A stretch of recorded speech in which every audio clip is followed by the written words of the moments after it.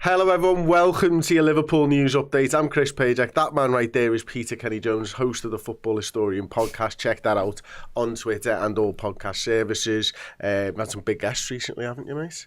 So Keo on there, looking good. Looks like a good episode. Got Bradley Orr coming up in a couple of weeks. Nice. That was a really good one. Nice.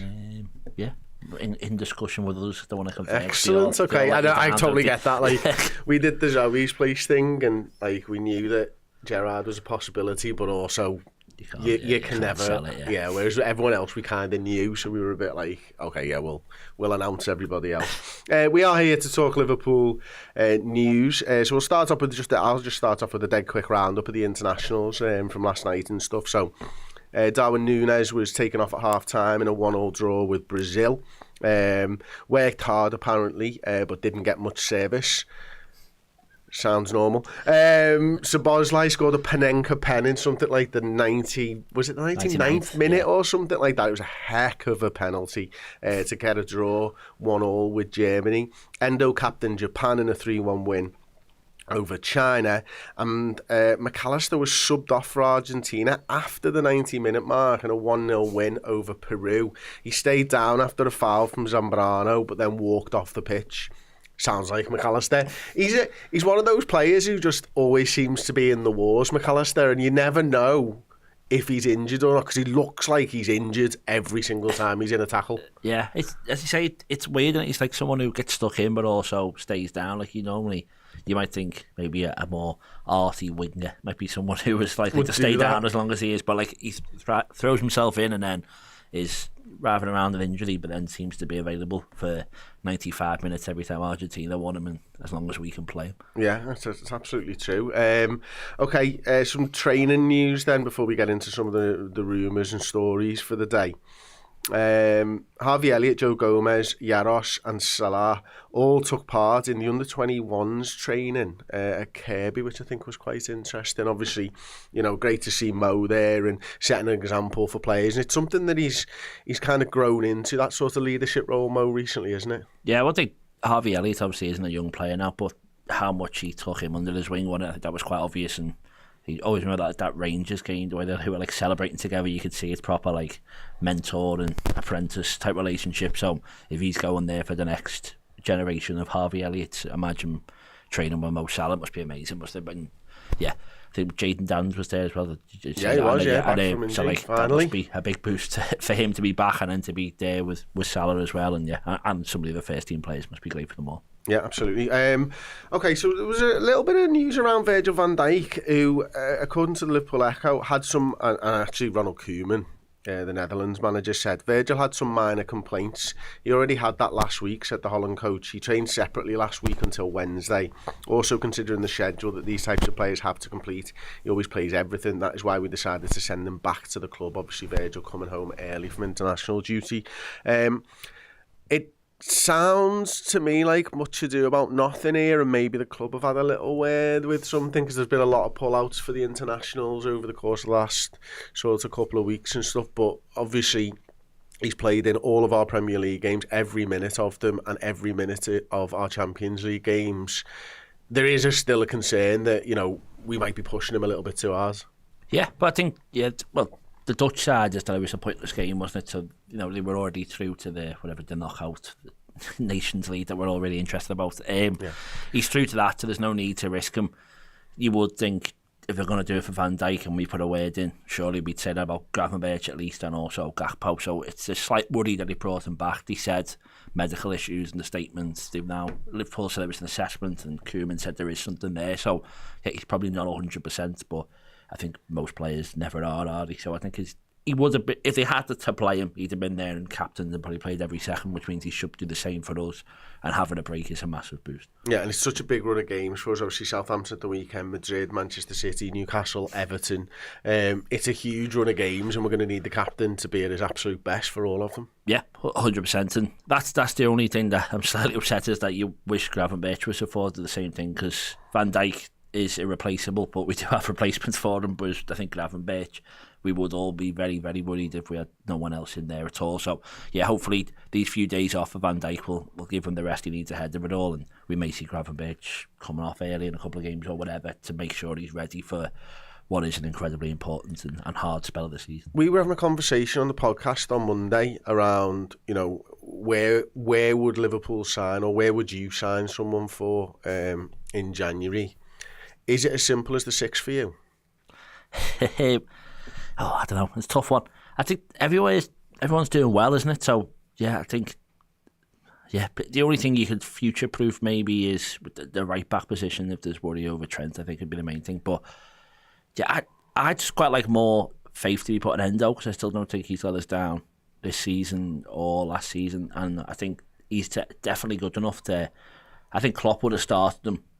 Gravenberch would, if he was as good as he was in the position, which maybe Klopp wouldn't have done, but I think Endo would have had to start somewhere just to give him a bit of a rest. But yeah, I think if you want to add more cover and maybe go and break the bank, which you wouldn't really do in January, then you go and do that. But that's why I'm not too sure on it, because I don't think you're going to go and spend 70-80 mil on a player in January. It doesn't really happen that often, does it? So you'd only buy backup, and I think we've already got the backup in Endo. So I'd be surprised we sign anyone. If we did sign someone anywhere, then probably that position makes the most sense. See, I'm sort of the opposite there, and I sort of said this on Monday, so apologies for repeating myself. I'd go out and try and find the pass master. We clearly wanted one. I know Gravenberch has been absolutely exceptional, but he's got a skill set that I think you could use in any of those positions in the midfield. And, if Slot does want maybe more controlling games and someone to really sort of set the pace and the direction for the side by being one of those 5-yard pass, bump, bump, bump sort of Spanish technicians, obviously wanted Zubamendi. I'd probably, if it's possible, try and sign someone like that and use Gravenberch somewhere else. And I suppose what Slot's also probably got a bit of an option to do now is, because Harvey Elliott's coming back, we might see more rest for Gravenberch by McAllister or Jones or Szoboszlai dropping deep. And obviously I think those players can all play in those positions as well. Yeah, but we don't need anyone. That's the thing. I think we've got lots of options in there. I think you'd only get someone who's going to massively improve the squad. And do you get those players in January? If you do, you don't get them very cheap, do you? And I don't think it's a time we need to be worryingly going to sign someone. So I'd be surprised if we did it, but obviously I'm not going to be against someone like that arriving. But then, if you're Stefan Bajcetic, thinking maybe I can have the chance to come and do that next year. If you're Tyler Morton, does that block your complete pathway? I know I'm not saying that they're going to be ready straight away, but I think it could do more harm than good unless we go and sign the absolute perfect player. But who is that? The Bajcetic one's really interesting, actually. I know Dan spoke to an Austrian football journalist about Bajcetic, and obviously there was a word about Bobby Clark and Pep Linders and stuff as well. What was interesting is that the journalist told Dan, this is available on Redmen Plus later on today, I think, that basically you can tell Bajcetic is like of a level, and that he is going to be there. And I think that Dan came away from the conversation really pleased, because he's not played that much football and you kind of start to worry, don't you? But this journalist was like, even if Linders was to get sacked, Bajcetic is going to be in the side because he's head and shoulders pretty much above everybody else, which obviously Liverpool will know. And it would be interesting, actually. Obviously Pep Linders having a little bit of a struggle now. I think they're maybe 9 points behind. Is it Rapid Vienna who are top of that league? I'm not 100% sure. But I think they've got a couple of games in hand, obviously. I think they've played 1-5, drawn 3, lost 3 off the top of my head.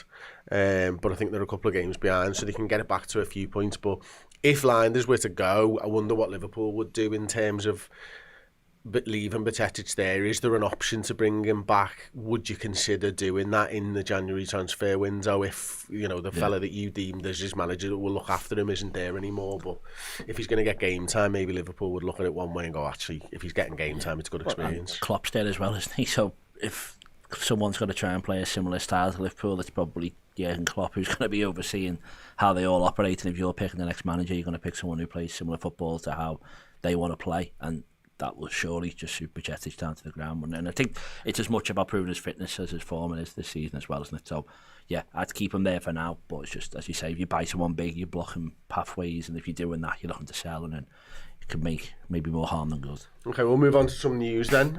We've got Super Chat here. Sorry, I missed that one. Marmoush, I'd take him.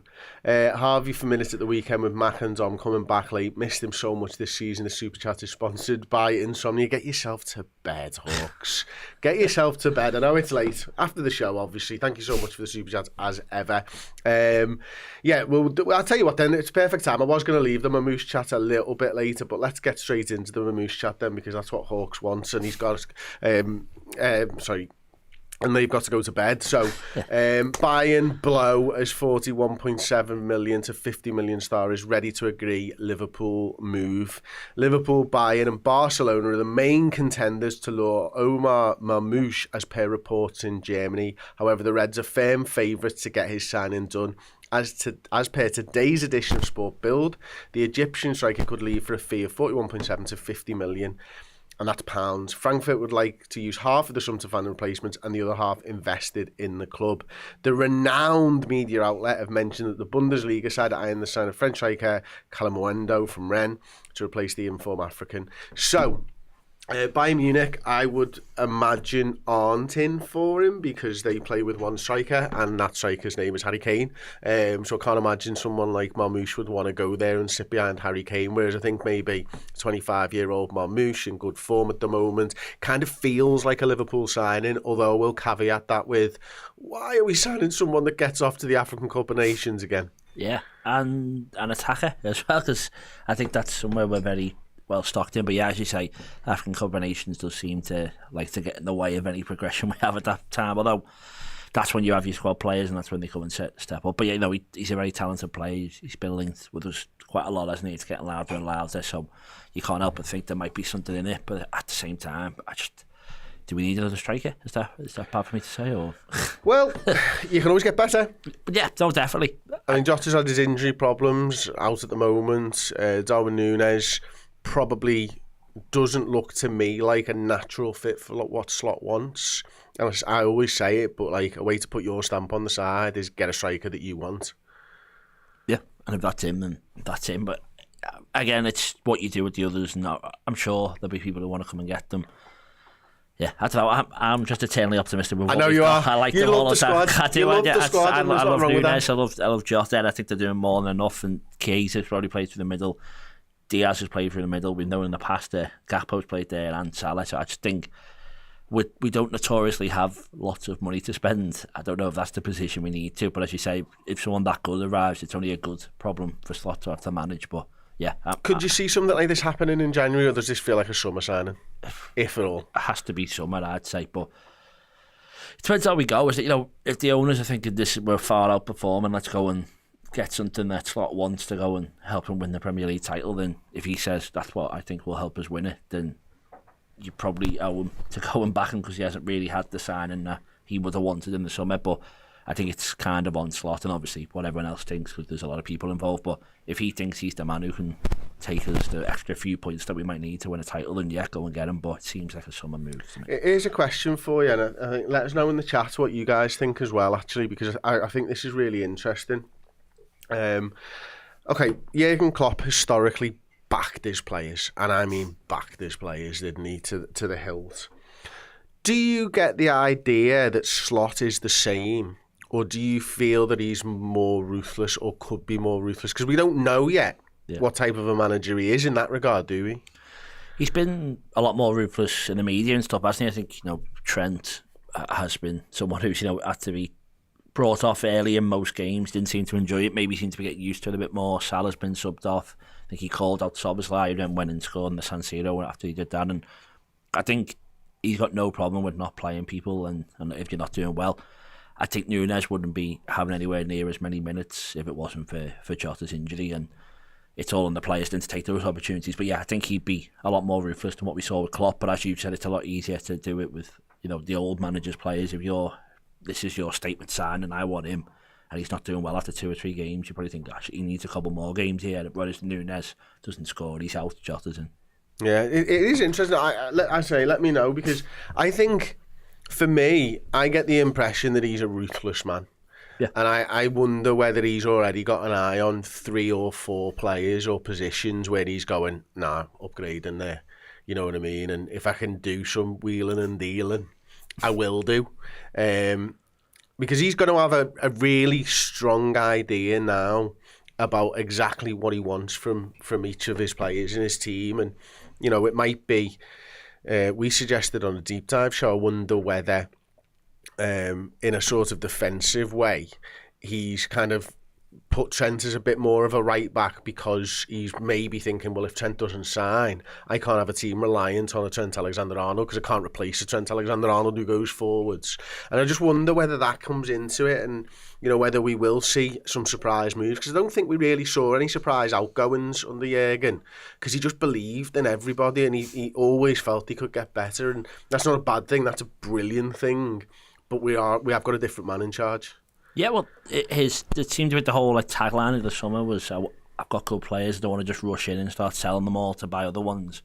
If he doesn't know by the end of the season who he thinks is good or bad, he's probably not a very good coach, is he? And as you say, he'll already have a good idea of who he thinks are long-term and short-term options or whatever. But yeah, the only big player I could see leaving is Darwin Núñez. I think that's the only one I could see, because I don't think, as I said before, I don't think he'd have had as many opportunities if it wasn't for Jota. But at the same time, Jota's always going to be Jota. He's going to play well for 4 or 5 games, then probably be injured for similar.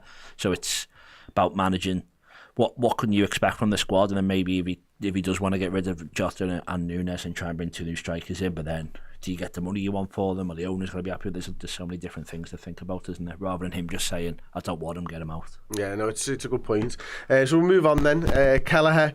There was rumours yesterday that Chelsea were going to be interested in Kelleher. It kind of makes sense. Their goalkeeper is a big pile of shit.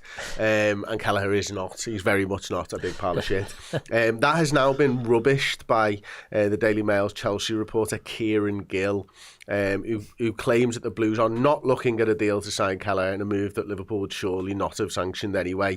2025 exit for Kelleher does make sense in terms of him starting regularly at another club, but selling him to a direct rival would be a risk. That's it, really, for me. Is it just, and for you, is it just, well, if Chelsea did win, not a chance? I think we owe it to Kelleher to let him go to whichever club he sees fit. That isn't United, Everton or City. Okay, but Chelsea's okay for you? Because I don't want to strengthen them. I don't like them at all. I'm happy not to, but if Kelleher's going, the options I've got here, playing Champions League, European football, he deserves to be at that level of a club. I would. Oh, you're too nice a guy. I would not give them to. I'm sorry, absolutely hard no. If I can add on the rest of that report, it seemed to be that the issue wasn't about getting Kelleher, it was about that they want to stick with Sanchez, which maybe says more about Chelsea than we don't need to worry about them anyway. But yeah, I think for me, Kelleher has done more than enough. He should be playing first team football for any Premier League club. That is United, City or Everton. Chelsea aren't that much of a threat to us. We'll be fine. Are you sure? Yeah, because they can come fourth. We'll win the league. We're fine. We're above. They're not as good as Arsenal. But you don't want them to get better. No, I know. But at the same time, I like Kelleher. He deserves an opportunity. So you wouldn't let him go to Everton, but you let him go to Chelsea? Well, I'm not saying if all the choice of every club in the world, I'd pick Chelsea. If the options are Nottingham Forest, that's a bad example at this current time. If the options are who's back, well, I'd take 15 million less to let him go to Nottingham Forest over Chelsea. Yeah, but would he want that? That's the thing. I don't give a damn. I've accepted this bid and I've rejected this bid. In fact, it's just, I've accepted a bid from Nottingham Forest. Was anyone else in for me, boss? Nah. Well, that's on you then. Yeah, maybe if he read Twitter, he might see that. Paul Joyce might ruin that for you or something. But yeah, I think, I understand what you're saying. I'm not going to be going, get in, he's going to Chelsea. But for him, are there many... are too nice. Are there many better moves he could make than that? There's not many worse than for Chelsea. For him. Do you reckon? Will he not play he'll there? have 4 managers in 2 seasons. He'll get replaced by someone else crap in a while. They'll try and loan back Courtois in 5 years' time to replace him or whatever. Okay. Well, yeah. If you genuinely like him, you can't want him to go to Chelsea, Peter. I feel like I'm getting put in a tough position there. The only team he could do better than would be Arsenal. Arsenal would be his best move. Yeah, agreed. So I'd let him go there ahead of Chelsea. What? You'd let him go to Arsenal? Only if he wanted to. I understand what you're saying, but I'd rather he went to Bayern Munich with Harry Kane and we only saw him once every 4 years and we clapped him in front of the cop. Or he just stayed and was second choice goalkeeper forever and was the best second choice. But doesn't that go against you? Want him to do well and deserves that sort of... It does, yeah, but Liverpool is the best place for him. Ah, yes. Okay, you pulled it back from the brink. I just couldn't abide him going to Chelsea. I don't want him to go, just on the record, I don't want Kelleher to go to Chelsea. I'm just saying, if he wanted to and that was the position we were left in, I feel like we owe it a bit to him. But hopefully he says, I'm all right. Yeah. I love the Reds, I'll stay here as backup. What do you reckon that's going to happen with obviously Marmoush and Kelleher and Alisson? Do you think Alisson's going to stick around next season and Marmoush going to back him up? Yes. That we want? Or... That's exactly what I was hoping for. Yeah, I think from the words he's been saying, that Marmoush seems like he's aware that it's not, he's not going to come in and get the gloves. If he impresses enough. But to be fair, we've seen what Kelleher Slot said already.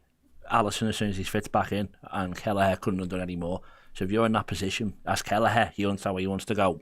Marmoush must have been told similar, but in 1, 2, 3 years' time, it is either on form or you're going to take his position. So, yeah, Alisson will stay. You'd want to keep him to even just to learn. Marmoush to learn off him, and then it'll be a couple of years, I reckon, until we see him take the shirt. It must be tough for Kelleher in that regard. Like, I mean, you want as a footballer, I think, to always have an opportunity to win the shirt. It must be that Slot being ruthless, actually, isn't it? Where he's just gone, no, he's going back in.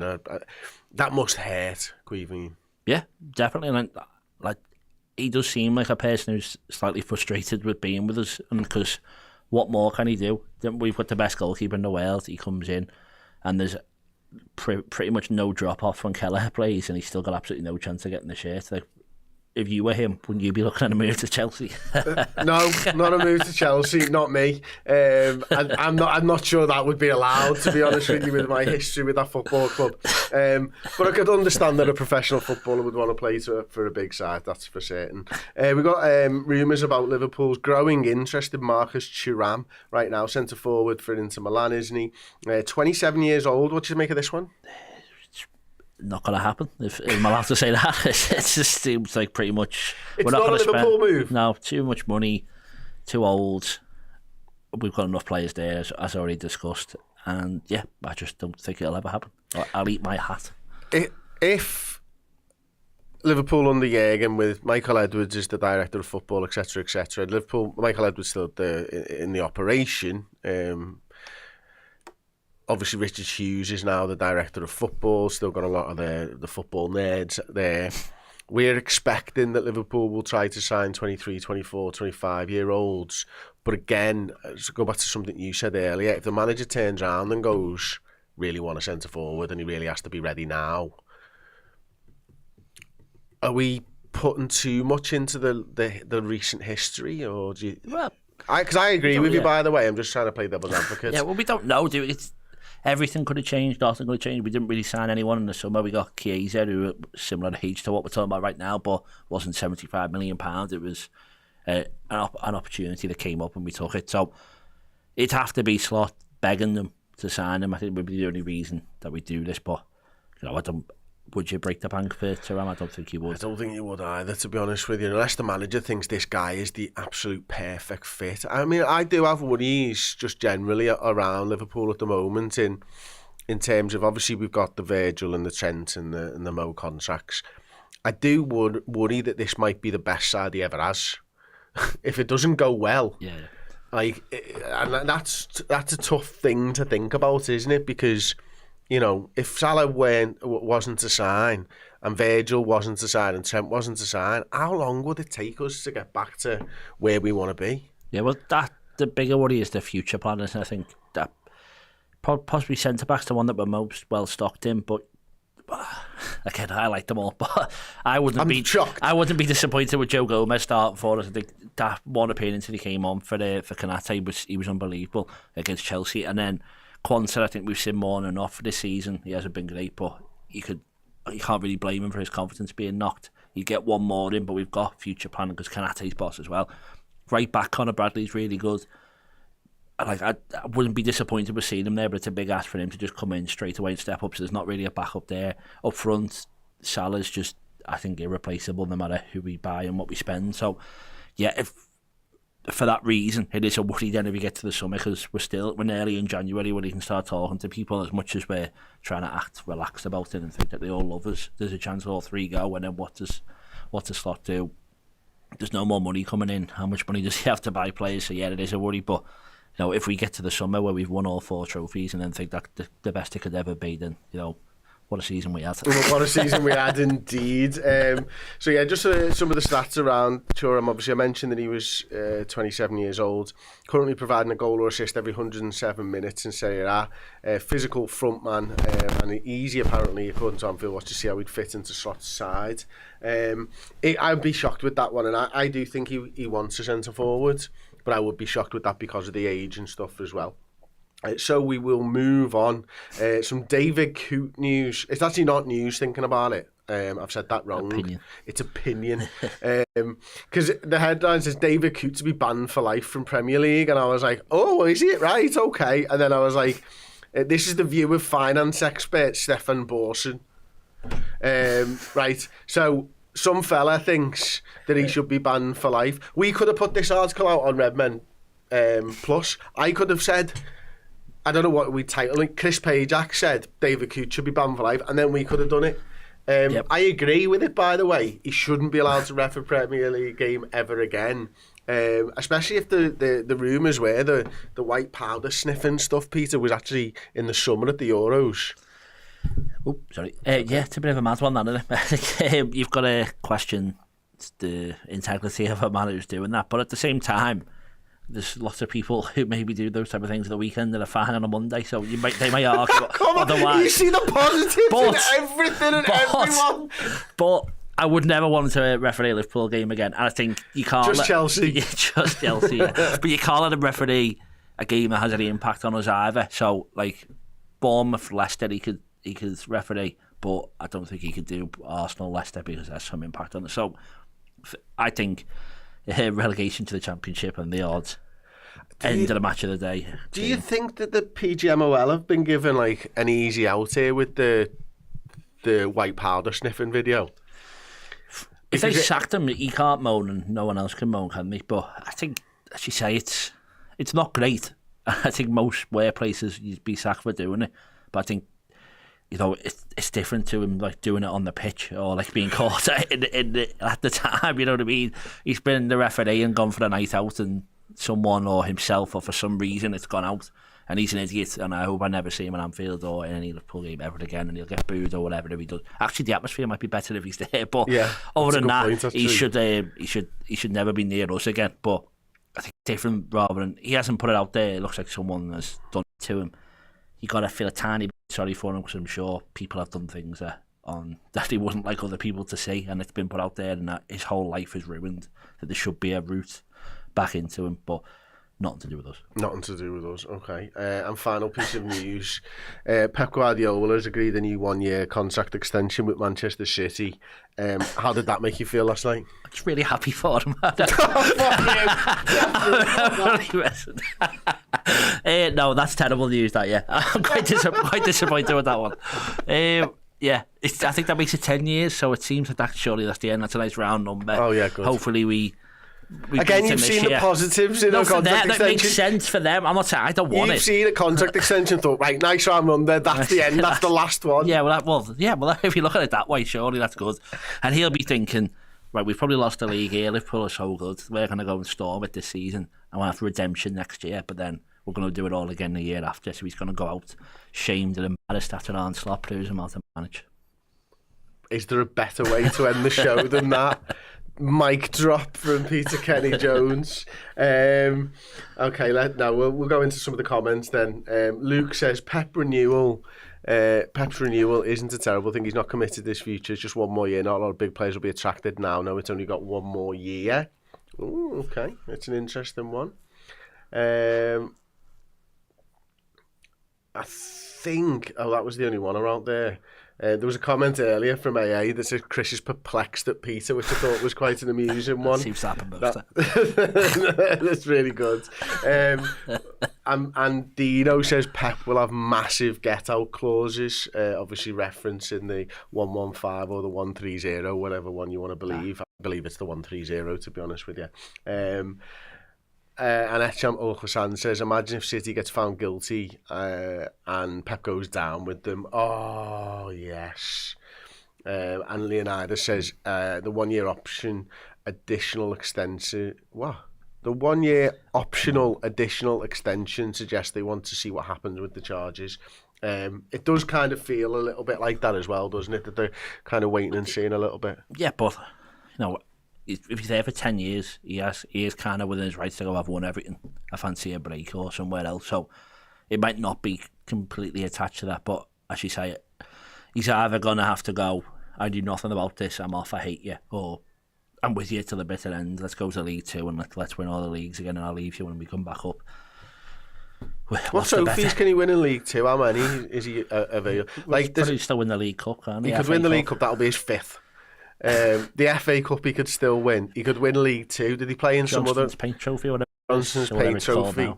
So he's currently, I think, 12 trophies behind Alex Ferguson in total. So he could conceivably be looking at this stat padding exercise in League Two. I'll be like, get 67 goals a game. In 3 years' time, I'll get there. Like, it's no problem whatsoever. Anyway, Mikey says, what do you guys think of Gyökeres and should we go for him? Obviously, Victor is a hell of a player. The talk of the town in terms of centre forward right now. Someone that Manchester United, Ruben Amorim, knows very well, of course. And he's promised he won't sign him in January and that he might have a decision to make in the future. I think every club in the country should be looking at him as an example of what a player who was playing in Coventry a couple of years ago could do. And, you know, maybe there's a little bit of disrespect from the Premier League clubs to people who are playing on these shores lower down. Yeah, but that's a very good point. You say you can score at most levels, you can score the level above, and, you know, they've given him the chance in Portugal to do it, and someone in England should have done it. He was a bit Brighton as well, wasn't he? So I'm sure they'll be kicking themselves more than anyone else is. So, yeah, he looks like a very good player.